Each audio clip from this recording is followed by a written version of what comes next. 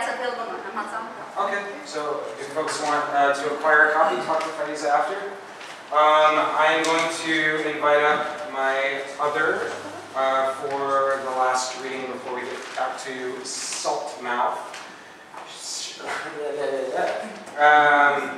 Yeah, that's the order of things I have to do.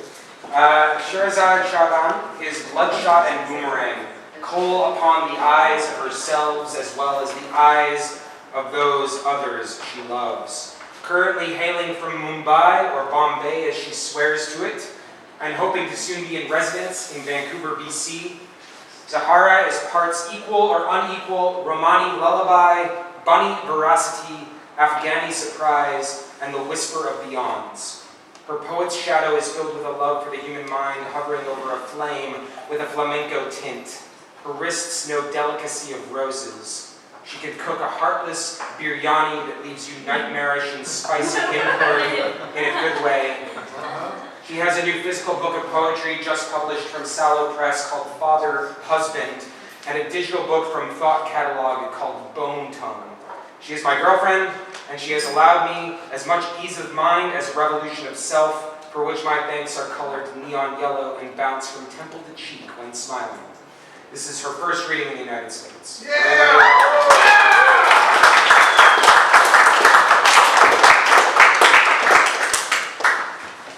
Okay? Well, I have to introduce you. Yeah. I can't introduce you to people who've known you for a lot longer than I have. Okay. So I'm going to just narrate how I know him. So on August 23rd, on Twitter, I wrote, I was thinking about my grandfather who passed earlier this year, and I always partly romanticized the idea of him, and I said, to fall in love with a man who wore Nehru jackets and recited Ghalib, who's an Urdu poet, by heart, because my grandfather, much like Mr. Ben, would find places, especially unusual places, and host readings at a time when sometimes in the country that I come from and the things that he did, his life was threatened a lot of times, but he would still do those things. And I wrote that, and I said, to fall in love with a man who wore Nehru jackets and recited Ghalib by heart. And then this strange person on Twitter wrote back and said, please teach me Urdu. Love from the first tweet. Yes, and that was very illustrious, and I was impressed, and I said, I will link you to some Ghalib, any fluency with Urdu, and the answer was, like with everything else, 0. So obviously I thought this is the right person to date.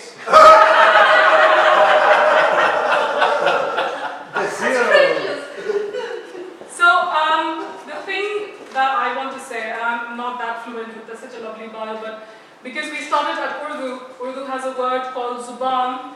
Zuban means two things, language and also tongue. And for me, Greg represents Zuban because he has the gift of language, which a lot of us have. But he also has the gift of tongue, which means he knows how to use the language that he's been gifted with. He's not just my partner, but I truly believe he's my author. And in that sense, there's something that Julio Cortázar wrote, where he said, you are my mirror in this world. And mi espejo, my mirror, and that's what it is for me. So I'm very, very happy to be reading with myself.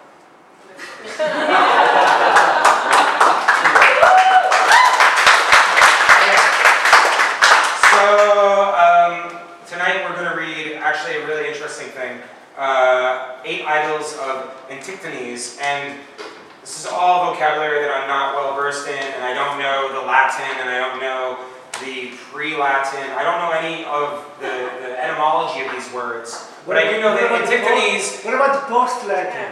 Post-Latin is where you come in. I was pre-Latin. Okay. Well, anyway, so we have Antigones, which comes from antipodal. It's the people that are existing on the opposite side of the globe, physically, geographically. And we came up with this kind of concept after writing the content that we're going to be reading, based on the fact that we did meet on Twitter and that we were not literally on the opposite sides of the globe, because everywhere of the US physically opposite is ocean. But, you know, basically, you know, latitudinally, it's like, it's the other side of the planet. Jason Conger and I have been to Asia together, and we felt like we were on the other side of the planet, so I think there's other people that can back me up, meaning Jason Conger, and, sorry. But anyway, so 8 idols.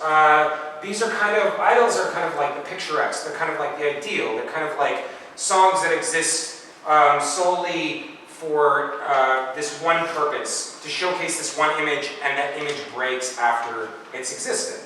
It doesn't exist forever. And I think that now that Zara's here, we have kind of like explored what exists after that image that we created from an initial impression of understanding each other through the internet, through our digital selves.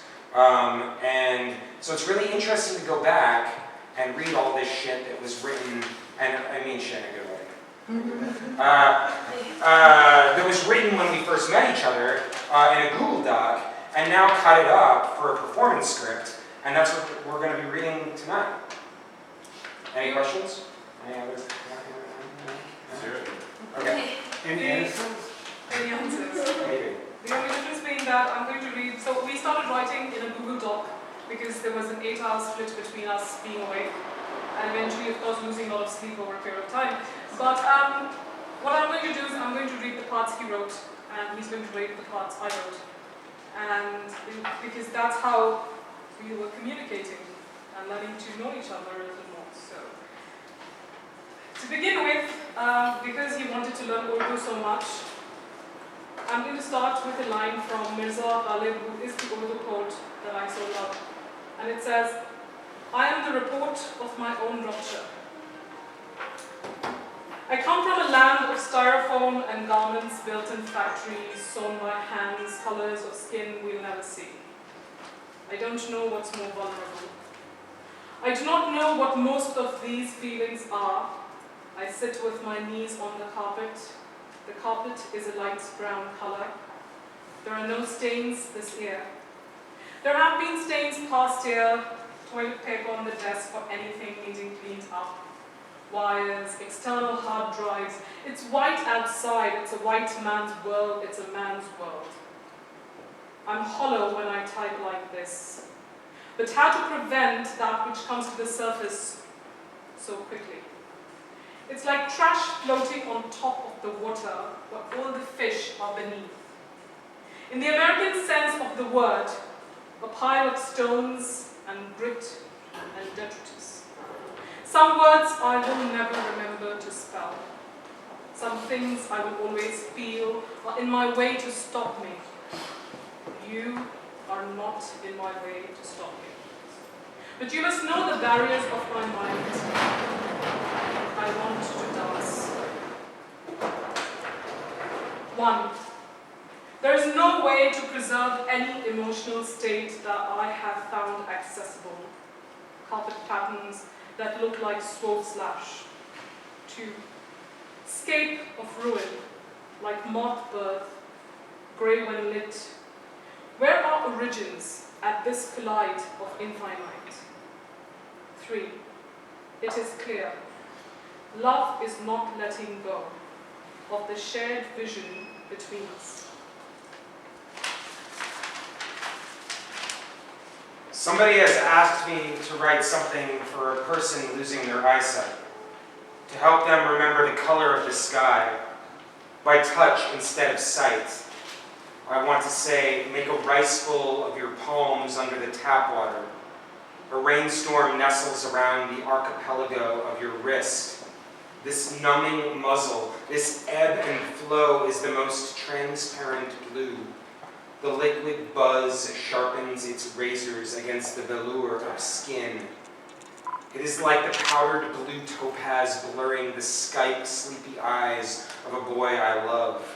This feeling, this thrum and rhyme pooling under your cupped hands. This is the color of the sky right now. To have a body means nothing is ever going to feel safe. I am a filigree of nerves, a Kafka of combat, daily, the soft broken wars behind kneecaps and collarbones. This afternoon had no lullabies, and for once, I am not intrigued by sleep. I stayed awake finding replacements for cheese and spinach in my recipe guide. There is a crow in my window, and the myth's conch in my ear whistles that this is an emblem for a journey. Either someone comes home or someone else goes to find another. There is a word called fernweed. It means a longing for a place as distant as an echo, a place you haven't been yet. You are my beautiful somewhere. Whenever my grandfather went on long trips, I waited for crows. The day before I get on a Bombay, London, Seattle flight, a crow will come with a piece of copper wire and a cacophony of goodbyes. Collar and clasp. I know how to be still and static, or at least an image. But where was it corrupted? And why does every revolving door never diverge paths? Misstep and molten, each clave of this lava labyrinth, feet long since smolder mouse. We hold each other until we don't.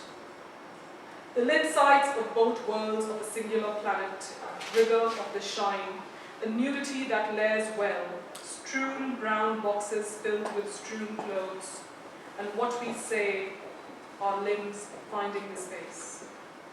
Yet, and yet, and yet, like a net, like a poem, cobalt husking of baked sun, yellow imprisoned in iron filters, the wrens flattened on pavement, the way the eyes swallow.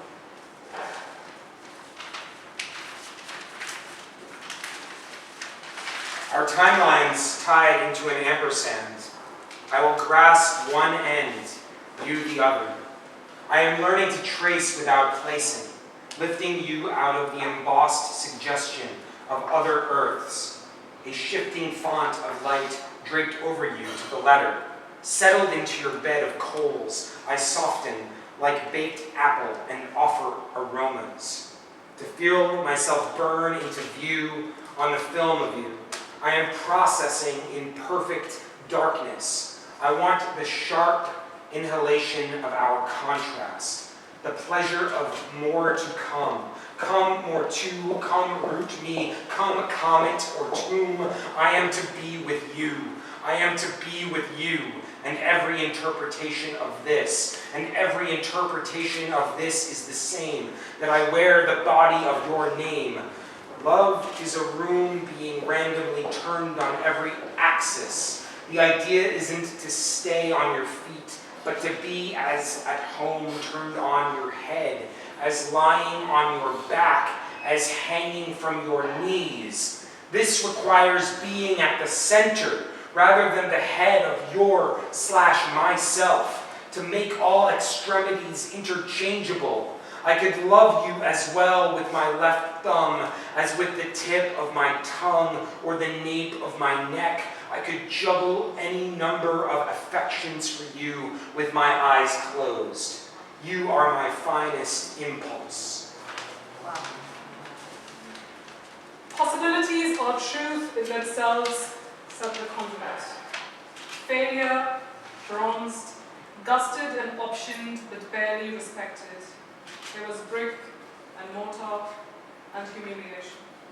Add defeat, not with it. Before the ballast of sunlight, there was corridor and crossroads of shadow. Now a sense of humility rises. For as recipient of rose-petal pictures perfected through the gaze act, I can see the dimensions of existence as the dimensions of curiosity. Signed. What was the word? Wyverns. We have British versus English, American pronunciation debate. Signed, a wyvern cracking open a bundle of wings.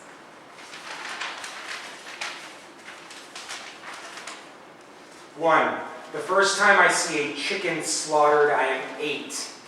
An age of Aranda, of Ouroboros. It resembles a snake eating its own tail. I want to tell you about 8, about the closets, the shattered wrists, the afternoons that ricocheted against cement-peeled attic in the muffled cries of a girl turning into a ghost. 2. I am a city of fish-scale membrane, lamella, and debris. Young women tuck jacarandas behind the oyster of each ear. Here lie beggars with their shellacked skin, as if the most dappled chameleon of the Kalahari, their bodies in an army of blank walls pelted between the mosquito concerto and the babble of traffic. I am here, halfway, Sibylline, an origami of limbs, an aria of eyelashes. I elongate the stance of each sentence, the grid, the opiate dark, in a domino of power lines, stretching their tongues against the hagiography of Himalayan quails. I have the tinderbox of memory. I have fingers reddened in matchstick mantra. I am humming across the tarmac of your spine. My hands unbutton the azure torque of your feathered, formless shirt. You are cirrus, twin swans still sleeping beneath each shoulder blade. Front of whisper, clove of shockwave, the mistletoe of history. Museum, avalanches, museum. Cloned tornadoes, swollen bedsheet, and gristle of dust. Exhibits, tourmaline trinkets. Exhibits, jester bell crack. Exhibits, the bridge of the bride, wedded to thistle. The way the blood rush sits back to watch Helios and Hematos. A pleasure dressed in a purple dream.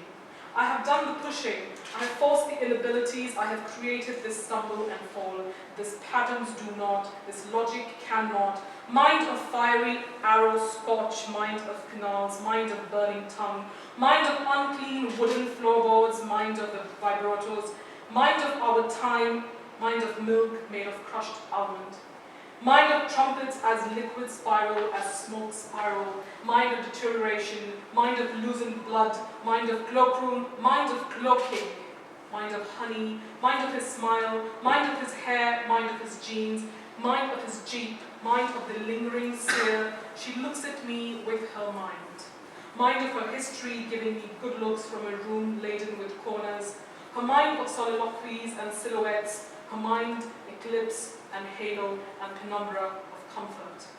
Holding around the temples, the mental bond exists. I feel ruptured. I feel on fire.